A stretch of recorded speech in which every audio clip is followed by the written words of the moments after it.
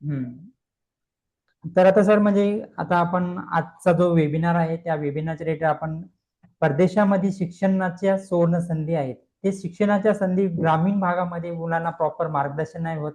तर आपल्यासाठी थेट युके मधून मिस्टर राजेश सर जॉईन झालेले आहेत.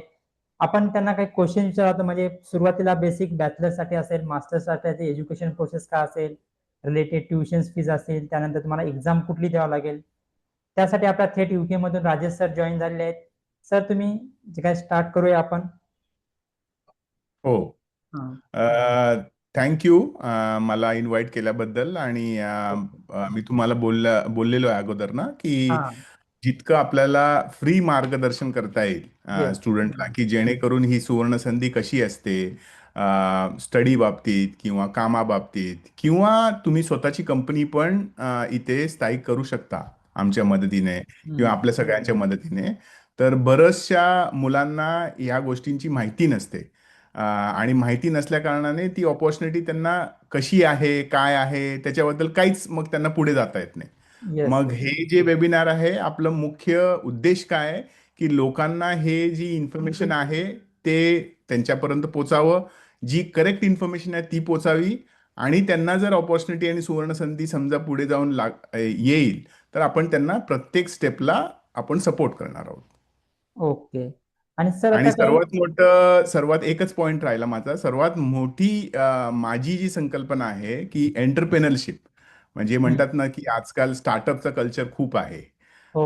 बरेचसे प्रगत देश खूप पुढे गेलेले आहेत. का तर त्यांची जी उद्योग करण्याची जी मानसिकता आहे ती खूप वेगळी आहे. आणि आपल्या ग्रामीण भागातल्या मुलांना हे मिळून द्यावं.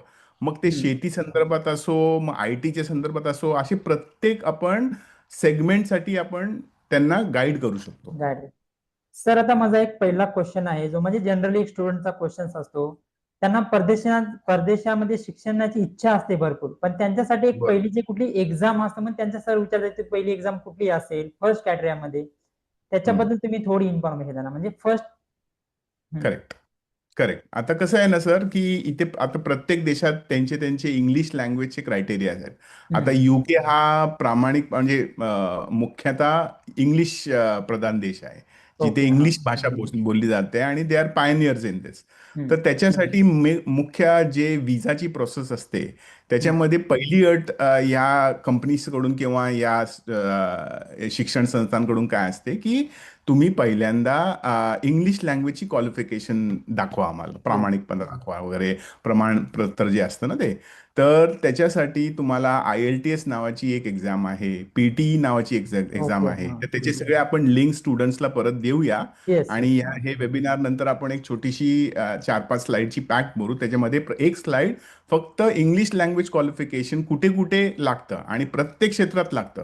हो. आणि आता 22 तारखेला काही रूल्स चेंज झालेले आहेत. तर सांगण्याचा मुद्दा म्हणजे टू समराईज, की English language is mandatory, English language test is mandatory. आणि आपण काय करू, आपल्या तुमच्या training institute through IELTS, PTE ह्यासारखे आपण बॅचेस चालू करू. आणि तुमच्याकडे असतील पण चालू त्या बहुतेक. हो. हो आहेत सर आपल्याकडे IELTS आहे बद्दल. ना. हा. तर त्याच ते आपण थोडंसं एक स्टेपला पुढे जाऊन शकतो, की बाबा काही मुलांना अडचणी असतात हा. त्या हो सर. त्या हा. गोष्टी समजण्यासाठी. एक्झाम आणि आपण आता परत सर्वात महत्वाची बाब म्हणजे आपण AI चा वापर करून आपण ट्रेनिंग देऊया आता. येस. येस. हो सर. म्हणजे जेणेकरून लोकांना कसं सेल्फ स्टडी पॅटर्नचा जो कन्सेप्ट आहे तो हम्म. गेला पाहिजे. आणि त्यांना माहिती असलं पाहिजे की बाबा हे ऑप्शन्स आहेत आता सध्या AI मध्ये, की हम्म. जेणेकरून मला तिथून व्यवस्थित सिमलेसली शिकता येईल. येस. पण क्वालिफिकेशन डिग्री किंवा नॉन डिग्री असेल, English language is mandatory. Okay. आणि नेक्स्ट कॅटेगरी म्हणजे इलिजिबिलिटी झाली एक IELTS एक्झाम आणि नेक्स्ट जे काही एज्युकेशन असेल फॉर बॅचलर साठी जे एज्युकेशन बेसिक कॅटेगरी काय असतो म्हणजे बॅचलर साठी 12 कम्प्लिशन पाहिजे म्हणजे 12 असेल किंवा JEE असेल त्याच्यासाठी. आणि मास्टर साठी असेल तर 12+ काय म्हणजे बॅचलर डिग्री 4 इयर्स असेल. असा काय कॅटेगरी म्हणजे असतो रिलेटेड. हो, त्याच्यामध्ये अजून एक सर्टिफिकेट लागतो, तो म्हणजे UK नारिक. म्हणजे ओके. इकडची जी हा. ऑटोनॉमस बॉडी आहे ती व्हॅलिडेट करते की तुम्ही जे डिग्री केलात इंडियामधून हा. किंवा हा. दुसऱ्या परदेशांमधून, की ती UKच्या लेवलनी कुठे आहे. तर ओके. हा. त्याच्यासाठी एक व्हॅलिडेशन सर्टिफिकेट लागतो. पण जर आपली डिग्री व्यवस्थित केली असेल आपण इंडियामधून आणि आपले ओके. सगळे सब्जेक्ट्स आपण व्यवस्थित पास केले असतील, तर ते युनिव्हर्सिटी नो आपल्याला जो मीडियम ऑफ इन्स्ट्रक्शन सर्टिफिकेट देतं, एम हा. ते घेऊन आपण मग यांच्याकडून ते सर्टिफाय करून घेऊ शकतो. तर युके नारिक हे एक फार महत्वाचं आहे डिग्री होल्डरसाठी. Okay okay okay. आणि नेक्स्ट म्हणजे सर आता आपली काय फर्स्ट स्टेप असेल म्हणजे त्यांचं IELTS एक्झाम, युनिव्हर्सिटी शॉर्टलिस्टिंग, ती थोडी एक प्रोसेस ब्रीफ म्हणजे स्टेप बाय स्टेप काय असेल स्टुडंटसाठी आपल्या? तर ह्याच्यामध्ये कसं असतं, आता IELTS एक्झाम किंवा पीटी एक्झाम, पीटी त्यातल्या त्यात आपण घरच्या घरी घेऊन पण घेऊ शकतो. पण हा. IELTS ही एक्झाम अशी आहे की तुम्हाला ती टेस्ट सेंटरलाच जाऊन घ्यावी लागते. ओके. आणि मग त्याचे क्लासिफिकेशन्स आहेत की बाबा तुम्हाला reading, writing, spoken English, listening हा. रिटन इंग्लिश काय आहे, मग तुम्ही बोलू कसं शकता, कम्युनिकेशन. तर प्रत्येक 4 सब्जेक्ट्सच्या अगेन्स्ट तुम्हाला ते मार्किंग सिस्टम देतात. आणि ओके. त्याची एक थ्रेशोल्ड आहे की साधारण 43 ईच सब्जेक्टला मिळाला पाहिजे. आणि त्याच्या वर जर तुम्हाला मिळाला, तर फॉर एक्झाम्पल काही स्टुडंट्स मेडिकलमध्ये त्यांना एंट्री घ्यायची असते, तर त्यांना ओके. 7+ लागतो ओव्हरऑल. हा म्हणजे हा. तो एक मार्किंग सिस्टमची क्रायटेरिया आहे. तर हम्म. तशीच क्रायटेरिया प्रत्येक सब्जेक्टला असते आणि ती IELTSला आहे आणि पीटीला पण आहे. तर ओके. आपण काय करूया, आपल्या म्हणजे तुमचं जे ट्रेनिंग इन्स्टिट्यूट आहे त्याच्यासाठी एक सेपरेट वेबिनार घेऊ येस हा. किंवा त्याचं डिटेल्ड अभ्यास कसा करायचा. हम्म. पण on the whole this is very important. आणि UK NARIC certificate is very important. त्यामुळे ओके. आपले सगळे मार्कलिस्ट, आपली जी फायनल डिग्री सर्टिफिकेट, हे येस. सगळे गोळा करून आपण प्रत्येक कॅन्डिडेटचं इव्हॅल्युएशन करू शकतो. ओके. आणि नेक्स्ट प्रोसेस म्हणजे विजा युनिव्हर्सिटी हो. ऍप्लिकेशन. आणि नंतर मग हे डॉक्युमेंटेशन, आता कुठल्याही कॅन्डिडेटला आपण ऑनबोर्ड करण्याच्या अगोदर त्याचं प्रोफाईल बनवणं खूप महत्वाचं आहे. येस किंवा तुम्ही प्रोफाइलेशन हा. तुमचं तुमचं अगदी लहानपणापासून तुम्ही, काही जण कला क्षेत्रात हुशार असतात, काही जण सिंगिंग मध्ये असतात, काही जण पियानो वाजवतो, काही जण बाकीचे क्रायटेरिया सर्टिफिकेशन्स घेऊन येतो, त्यांनी काही वोकेशनल सर्टिफिकेट्स केलेले असतात. तर त्याचं प्रोफाईल व्यवस्थित बनवणं खूप गरजेचं असतं. की ओके. जेणेकरून कुठेही जाऊ आपण, शिकायला जाऊया आपण, वर्क परमिटला जरी गेलं, तर त्याचं प्रोफाइलिंग बनवल्यानंतर मग तुमची विजाची प्रोसेस स्टार्ट होते. ओके. आणि मग त्या विजाचं मध्ये मी फक्त समराईज करतो की हम्म. बेसिकली कसं आहे की एकदा हे डॉक्युमेंटेशन झाल्यानंतर मग आता ओके. समजा आपल्याला शिकायला जायचंय, तर ते हम्म. कॉलेज टू कॉलेज त्यांची प्रोसेस थोडीशी वेगळी असते. मग ते काय ओके. करतात, आपले डॉक्युमेंटेशन घेऊन व्हॅलिडेट करतात किंवा कुठे हम्म. गॅप आहे का मुलाला, 12वी नंतर त्यांनी दुसरं काय केलंय का.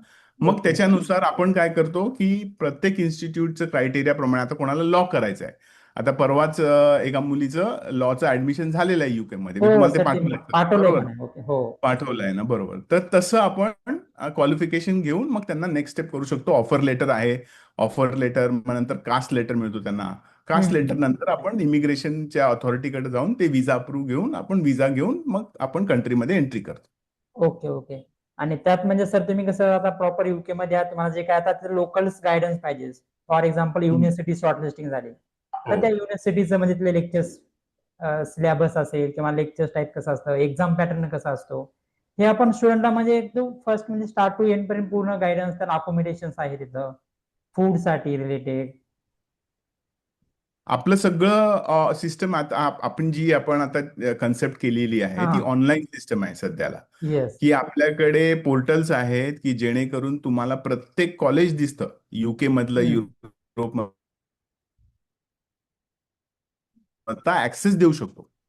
कसं आहे त्याच्यामध्ये, आपण तर रेकमेंड करूच, आपण शॉर्टलिस्टिंग करून देऊच, पण त्यांना जेव्हा स्वतःच बघता येईल किंवा हा एवढे सगळे कॉलेजेसमध्ये एवढे येस सगळे हा. कोर्सेस एका डेटाबेसमध्ये मला अवेलेबल आहेत, तर त्याला हा. वेगळीच कॉन्फिडन्स मिळते मग स्टुडंटला.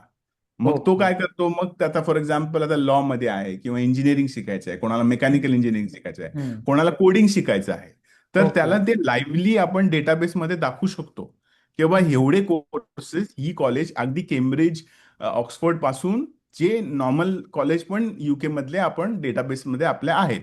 आणि ओके. त्यांच्याबरोबर सगळ्यांबरोबर आपलं टायअप झालेलं आहे. हा हा हा. आणि गुड सर हे हो. मुख्य मुख्य बाब अशी आहे की आपण मेडिकल क्षेत्रात पण पुढे गेलेलो आहोत. प्रत्येक ओके. मेडिकलचा जो कॉलेज आहे, युके हा. मधला, कॅनडा मधला, US मधला, आपल्या ऑनबोर्ड झालेला आहे. आपल्या पोर्टलवर तो दिसेल. स्टुडंटला ते ऍक्सेस करता येईल आणि मग त्याला ते चूज करून आणि मग तो अप्लाय करू शकतो. ते एक म्हणजे बेनिफिट असतं, आता इंडियामध्ये कसं असतं, मेडिकल कॉलेजसाठी त्यांना नीट्स मध्ये स्कोर कमी असतो, म्हणजे हो 300 400 ओपन कॅटेगरी स्पेसिफिक असेल तर. हो त्यांना हो असं जर हो प्रायव्हेट कॉलेज बघितलं म्हणजे फीचं खूप म्हणजे कॉस्टली आहेत, 10 lakh 20 lakh per year fee बरोबर जातात. फॉर 5 इयर्स बरोबर मध्ये 40-50 लाखाचं होतं, पण एवढे काही गरीब म्हणजे काय खेडेगावातले स्टुडंट पण त्यांना हे अफोर्डेबल नाही होत. तर बरोबर. त्यांच्यासाठी आपण म्हणजे काय सजेस्ट, फॉर एमबीबीएस साठी काय सजेशन करू शकतो, म्हणजे कुठल्या तर कंट्री? एमबीबीएस साठी आता असं आहे ना, की आपण काही वेस्ट इंडिज मध्ये म्हणा, हा. काही आपण डायरेक्ट मेडिकल कॉलेज बरोबर टायअप करतोय, की ओके. जेणेकरून हा जो फीचा मुद्दा आहे, की बाबा हा. मला 50-1 लाख रुपये 1 करोड रुपये खर्च येतो इंडियामध्ये, तर येस. कॅन्डिडेट कशाला बाहेर जातो, किंवा मला खर्च पण कमी व्हायला पाहिजे आणि क्वालिटी ऑफ एज्युकेशन येस. महत्वाचं हा. आहे. हो. आणि त्याच्यानंतर इकडे इंडियामध्ये आल्यानंतर त्याला ती क्वालिफिकेशन घेऊन तो प्रॅक्टिस करू शकतो का, किंवा हा. प्रॅक्टिस नाही करू शकत असेल तर त्याला परत दुसरी कुठली एक्झाम देऊन मग प्रॅक्टिस करता येईल, हेही आपण गाईड करूया. आणि ओके. याच्यामध्ये हा. हा खूप महत्वाचा मुद्दा आहे आणि बऱ्याच स्टुडंटला आता माहित नाहीये. हो हो आणि हो. सेम तसं युके मध्ये पण तसंच आहे. समजा इंडियातले काही डॉक्टर्स आपल्याला इथे बोलवायचे असतील, तर त्यांना वेगळी एक्झाम पॅटर्न थ्रू जावं लागतं. त्यांना परत हा. इकडची युलॅब द्यावं लागते आणि मग त्याच्यानंतर त्यांचं मग इथले वर्क परमिटसाठी त्यांना क्वालिफिकेशन होतं. तर आपण ते स्पेसिफिकली मॉड्यूलमध्ये आपण डिस्कस करूया, की आता वेस्ट इंडिजमध्ये आपलं एक अंडरस्टँडिंग होतोय, कॉन्ट्रॅक्ट हम्म. त्यांच्याबरोबर साईन होतोय, तर साधारण 201 सीट्स आपल्याला मिळतील. तर मग आपण ओके. ते एमबीबीएसचे स्पेसिफिक स्टुडंट्सला देऊ शकतो. त्याची फी स्ट्रक्चर नक्कीच इंडियापेक्षा स्वस्त असेल. हा काय हा. असेल ते आपण त्या पॅकेजमध्ये आपण देऊन मग त्यांना गाईड करू शकतो. गाईड करू शकतो. ओके. आणि तेच जास्त मग आता कसं आहे, आता एआयचा म्हणजे क्राऊड जास्त आहे, एआयच्या रिलेटेड म्हणा, आता जॉब्स हो. तर सगळे एआय मुळे जॉब जात आहेत. पण असे काही हं. इंजिनिअरिंगचे काही स्टुडंट असतात त्यांना एआय मध्ये करिअर करायचं असतं, आउट ऑफ कंट्रीसाठी असेल, लाईक युके असेल, युरोपच्या कंट्रीज आहेत, युएई आहे. त्याच्या बरोबर. तुम्ही म्हणजे स्टुडंटसाठी काय एआयच्या रिलेटेड स्पेसिफिक टॉपिक साठी तुम्ही म्हणजे कसं गाईड करू शकता आपल्या स्टुडंटला, की हा. आता एआय मध्ये पण 2-3 भाग आहेत. आता कसं आहे, एआय इतकं फास्ट चेंज होतोय, की प्रत्येक हा. 3 महिन्यामध्ये नवीन टेक्नॉलॉजी येते. हो. तर आपण काय करणार आहोत सर, की आपण बेसिक एआय ज्याला म्हणतात, हा. की बाबा एजेंटिक एआय म्हणजे काय, एआय म्हणजे काय, जेन एआय ओके. म्हणजे हा. काय, त्याच्यासाठी आपण एक कोर्स तयार करूया, की ओके. हा. जेणेकरून सगळ्या मास लोकांसाठी ती एक बेसिक क्वालिफिकेशन कोर्स असेल, किंवा हम्म. आठवडा 2 आठवडा कोर्स घेऊन मग येस. त्याच्यानंतर प्रॉम्प्ट इंजिनिअरिंग मध्ये कसं तुम्हाला पुढे जाता येईल. प्रॉम्प्ट इंजिनिअरिंग म्हणजे काय, ही एक हम्म. वेगळी स्ट्रीम होणार आहे आता. आणि एआय आर्किटेक्चर म्हणजे काय, ते त्याच्या बाबतीत आपण व्यवस्थित त्यांना गाईड करू शकतो. पण आता एआय साठी कसं आहे, की काही स्पेसिफिक इन्स्टिट्यूट्स आहेत तिथं. आता फॉर एक्झाम्पल केम्ब्रिज लिओन, तर हम्म. त्यांचे व्यवस्थित पॅकेजेस आहेत, की बा 3 महिन्याचं पॅकेज आहे, 6 महिन्याचं पॅकेज आहे. पण आपला आपला जो क्राऊड आहे आता, म्हणजे ग्रामीण भागातला क्राऊड, तर त्यांना हे महत्वाचं आहे, की फ्रीमध्ये काय आता हा. अवेलेबल इन्फॉर्मेशन आहे, किंवा बरेचसे इन्स्टिट्यूट, एमआयटी सारखे इन्स्टिट्यूट, केम्ब्रिज सारखे इन्स्टिट्यूट सध्याला फ्रीमध्ये देत आहेत ते एज्युकेशन. आयबीएम सारखी मोठी कंपनी ती पण स्वतः ट्रेन करते लोकांना. येस. हा. पण ते लोकांना माहिती असलं पाहिजे. आता इथे शिकायला येण्याच्या अगोदर ही जी बेसिक इन्फ्रास्ट्रक्चर तयार करण्याची जी गोष्ट आहे, ते आपण आपल्या इन्स्टिट्यूट थ्रू करू शकतो. आणि हीच येस. माझी म्हणजे प्रपोजल असेल प्रपोजल. तुमच्याकडून. ओके. हो. नाही सर, आपण हे करूया, कारण ग्रामीण भागातून स्टुडंट कसं त्यांना आउट ऑफ कंट्रीचं एज्युकेशन असेल, जॉब साठी पण त्यांना प्रॉपर गायडन्स नाही भेटत. आपण एक असा बरं. प्लॅटफॉर्म आता पुण्यामध्ये रन केलेला आहे, आपण कॉलेजचे सेमिनार देतोय, वेबिनार चालू असतात. तर आपण असा एक म्हणजे एकदम इझिली, आता बाहेर जर तुम्ही क्राऊड बघितलं असेल, कन्सल्टन्सी असतील, 1-2-2-3-3 लाख रुपये घेत आहेत, पण त्यांचं एक थोडं हे पण होत नाही. तर आपण एक प्रॉपर प्लॅटफॉर्म करून स्टुडंटसाठी, स्पेशली युरोप असेल, युके असेल, युएई असेल, फॉर स्टडीसाठी आणि जॉबसाठी आपल्याला एक प्रॉपर प्लॅटफॉर्म तयार करून एक गायडन्स आणि फ्री सेमिनार, आपण एक म्हणजे मेन आपण काय करतोय, कॉलेजची फ्री सेमिनार ठेवतोय, म्हणजे स्टुडंटला करिअर काउन्सिलिंग. बरोबर. हम्म. आणि दुसरी गोष्ट कसं आहे, आता इंडियामध्ये यंग वर्कफोर्स आहे. येस. हो. सर्वात महत्वाचा मुद्दा म्हणजे बरेचशी लोक आता ऑलमोस्ट एज झालेली आहेत. युके सारखा हम्म. देश हा ऑलमोस्ट ऍव्हरेज एज 55-60 आहे त्यांचा. तर त्यांच्याकडे वर्कफोर्स नाही आहे. तर ते ओके. वर्कफोर्स जर आपल्याला व्यवस्थित त्यांना कल्टिवेट, त्यांना लोकांची रिक्वायरमेंट वगैरे सगळ्यांना असेल, तर तो काय म्हणजे आपल्या लोकांना तिकडे जाऊन कसं रोजगार मिळेल. तर येस. हा. त्याच्यासाठी हा प्लॅटफॉर्म खूप महत्वाचा असेल. डिमांड भरपूर आहे. साधारण 8 ते 9 लाख नोकऱ्या आहेत. या आहेत. सगळ्या युरोपियन देशातच फक्त बघायला गेलं तर, इन्क्लुडिंग जपान वगैरे.